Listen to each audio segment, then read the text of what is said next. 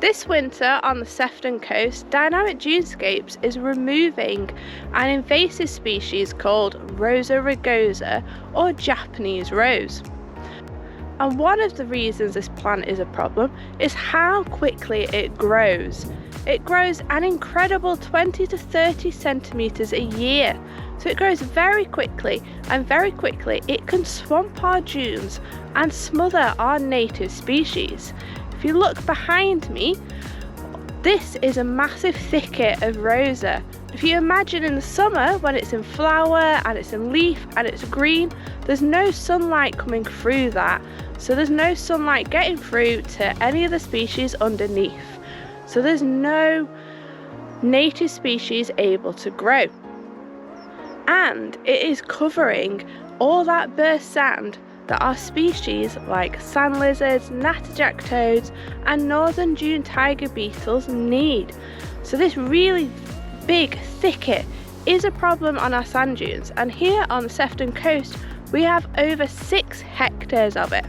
So the Dynamic Dunescapes project is working to remove this along the coast. So let's go have a look at how we're doing that.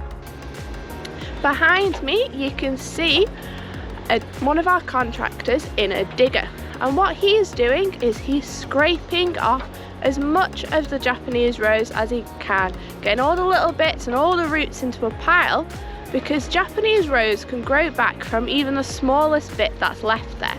Once he's got it all in a pile, he's digging a trench, which you can see, and then he's going to bury that rose 2 to 3 meters deep and cover it over with sand. Now, this is a very effective way of dealing with Japanese rose, and the benefit of it is that it leaves lots of bare sand behind that are rare natterjack, toads, sand lizards and northern dune tiger beetles need. So after we've dug and buried the Rosa, it will leave lots of lovely bare sand that our rare species, our natterjack toads, sand lizards and northern dune tiger beetles will use for basking, hunting and laying their eggs. So when our contractors have finished digging and burying the Japanese rose, we're left with this lovely bare sand that you can see behind me. This bare sand will quickly be colonised by our native dune plant species such as marrow grass, and it will be quickly used by our rare species. So all these patches of bare sand that you're starting to see along the Sefton Coast will help our rare sand dune species thrive well into the future.